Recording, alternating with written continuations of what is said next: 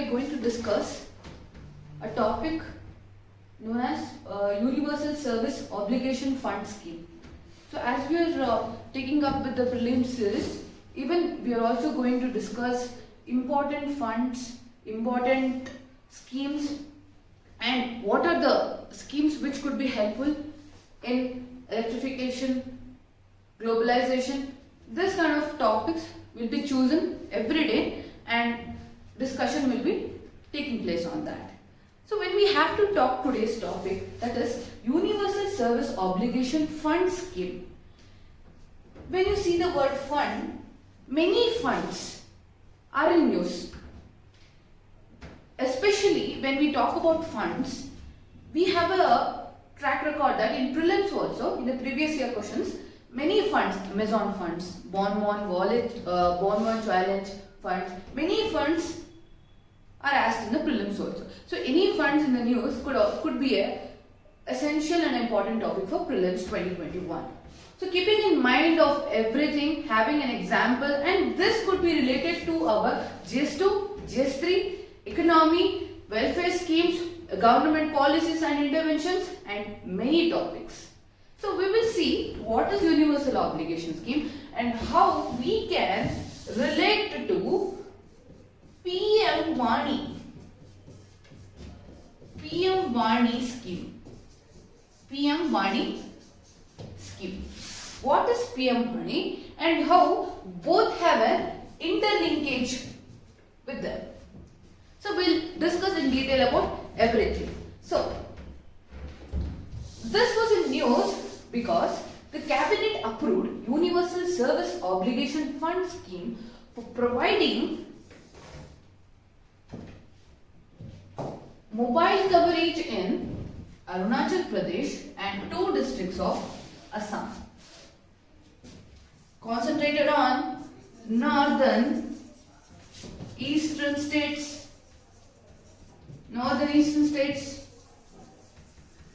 Basically, it is aiming to give mobile coverage for Arunachal Pradesh and 2 districts of Assam. The fund has been approved under the Comprehensive Telecom Development Plan for the Northeastern region. So, in our next videos, we will see what Comprehensive Telecom Development Plan tells about and how Northeastern states, not only Northeastern states, how digitalization, changing from Digital India to Digital Bharat is taking place by PM Vani. We'll have look at it in a very structured manner. So, about the Comprehensive Telecom Development Plan, it envisages to provide mobile coverage to 2,374 uncovered villages and 1,683 in Arunachal Pradesh and 691 districts of Assam. So by seeing these numbers, you will come to know the extent of the coverage they are thinking of. Extent is huge. It is reaching huge n number of people. So the 2 districts of Assam are Karbi and Long and Dima. So these 2 districts mainly are very remote areas, and giving mobile coverage to these areas will be a game changer in increasing the learning, increasing the technological, and reducing the digital poverty also. So it will be funded by Universal Service Obligation Fund. This is our topic and it is targeted to be completed by December 2022. And the work related to the provisions of 4G mobile services in identified uncovered villages will be awarded through open competitive bidding process as per extant USFO procedures. So to make the awareness, to give the competition with respect to this digitalization, even the awards are also being targeted. That is how you improve the digital poverty to digital success. We are giving the awareness, we are giving the learning tools, we are enhancing the technologies day by day by including these funds, the schemes and programs to improve the lives of the people. So this was about comprehensive telecom development. It is mainly dedicated for huge coverage, openness awareness is there. So that is how not only north and northeastern parts of the country is benefited, whole of India will be benefited by comprehensive development plan.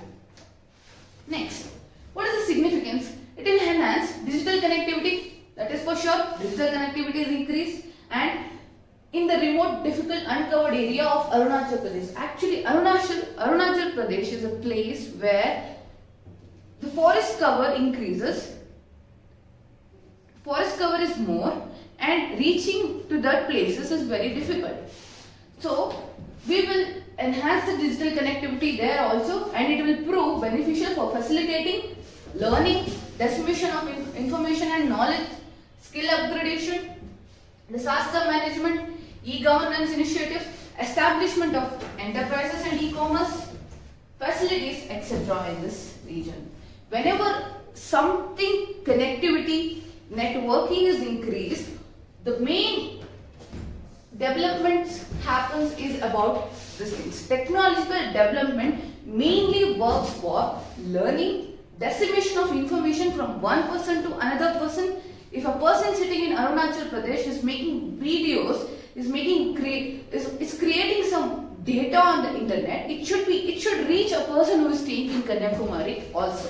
So that is how you make a network within a country, and you are able to reach to the lower rungs or is the remote areas of the country also.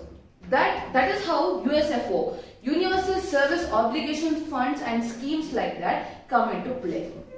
So it will play a vital role in adequate support to educational institutes, that is their online classes after pandemic is rampant, and adequate support to the educational institutes will increase, and for knowledge sharing and availability of job opportunities will also increase, and fulfilling the vision of Digital India will be successful.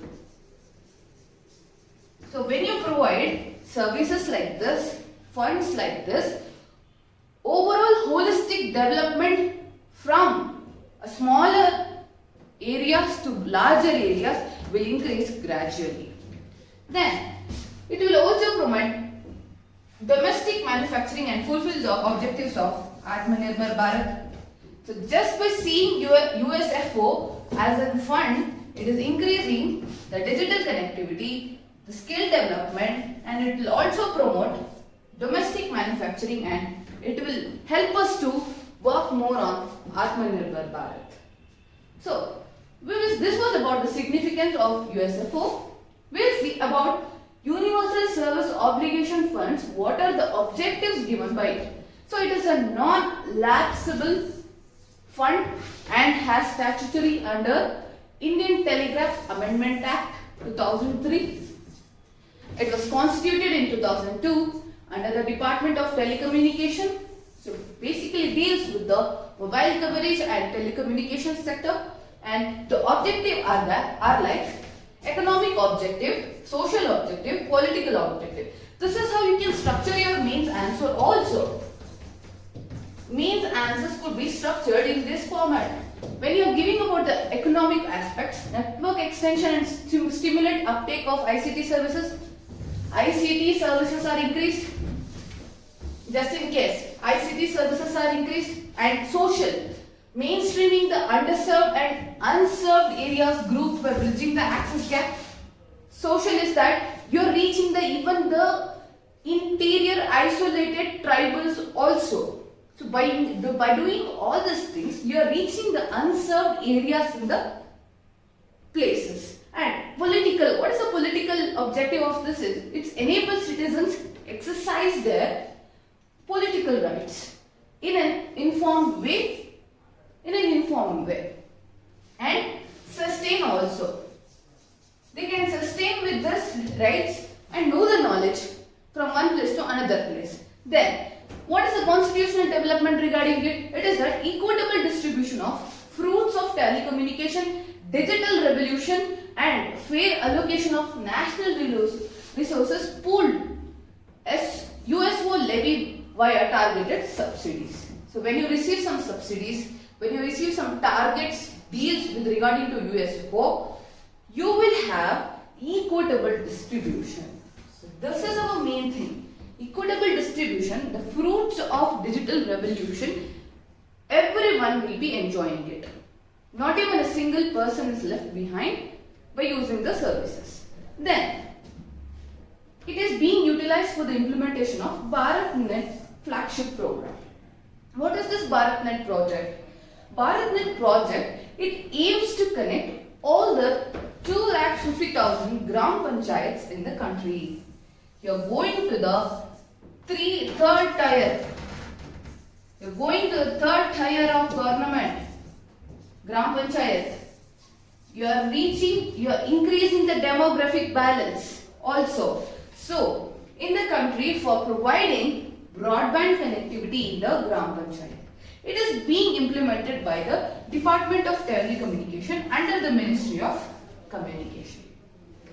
So, this is about how BharatNet project is also interconnected with the Universal Service Obligation Fund.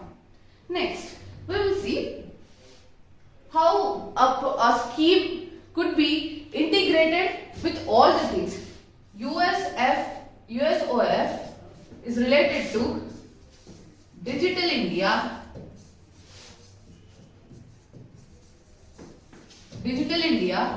and relates to BharatNet project also.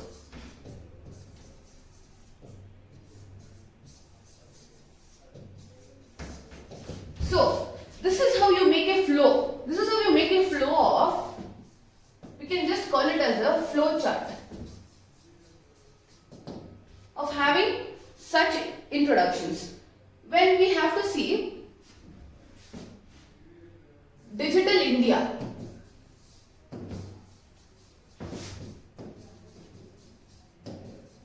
connectivity to all the places. The main flagship program is the BharatNet program. Under that, USOF for Arunachal Pradesh and Assam, PM Wani. It is the Prime Minister Wi-Fi Access Network Interface. Then you have Vidya Brahmana.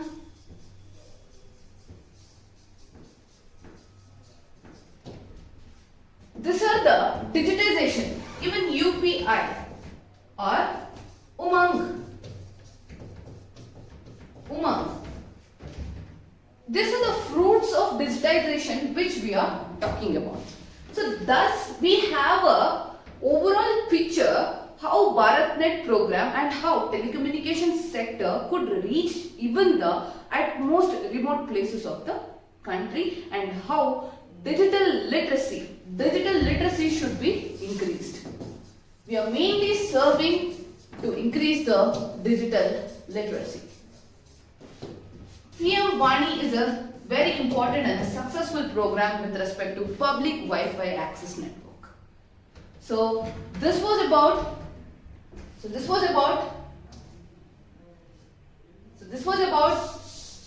Universal Service Obligation Fund, and still more interesting videos regarding the digitalization of India to Digital Bharat. The explanation and the derivation will be given to you. So to know more about such things, and we are starting a new prelim series also for 2021, you can have a look at it on our YouTube channel named Believers IAS Academy, and you can also know the daily current affairs and any mains answer rating programs in the website known as believersias.com, and you can follow us on Instagram, Facebook, Twitter, etc. So for any such interesting videos, infographics and any information, please log on to this and have the inputs. Thank you.